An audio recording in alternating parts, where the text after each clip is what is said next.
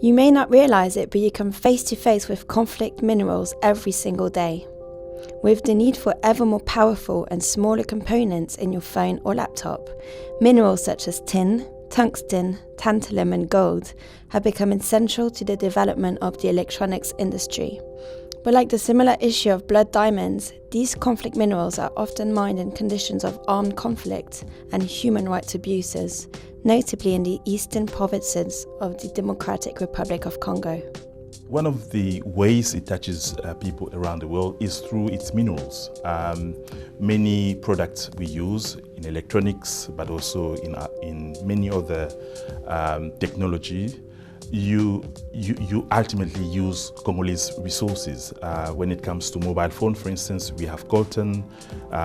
When it comes to electricity, we have copper, we have cobalt. We have all those resources that the world comes and buys, or at least gets supplied from the Congo. Congo's mineral potential is worth 24 trillion. That's the GDP of both Europe and the US combined.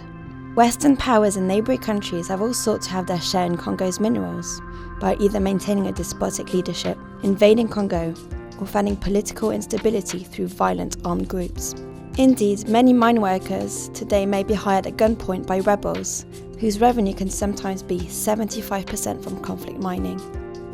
Again, in terms of numbers, for instance, a lot of in the Democratic Republic of Congo, a lot of the conflict minerals have gone across the border to neighbouring countries like Rwanda, Burundi, etc. And whereas in theory, Burundi, for instance, has no mining whatsoever, it's managing to export minerals in the value of up to hundreds of millions of dollars. And indeed, it's believed that the Rwandan army made about $250 million just alone out of a particular mineral which is very, very specific to that area called coltan.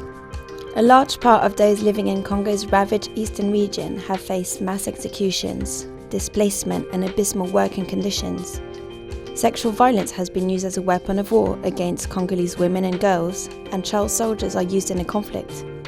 All of the key areas that have that mining, that particular coltan mining, are the areas where rebel groups have gone. And they're the ones that if you track through United Nations reports, Human Rights Watch reports, the ones where armed groups are causing great human rights violations, mass executions.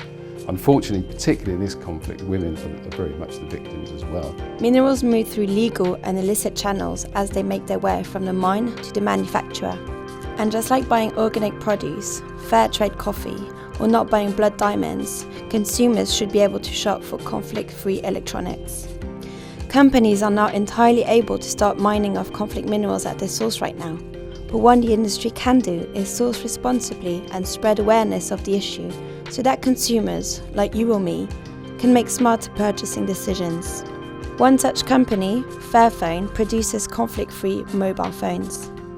Most people don't know what's inside it because they can't open it up and they've never thought about it. But just creating that link actually to people using their phones every day and showing where it comes from, and that their demand actually is a direct link to what's happening there is the first step.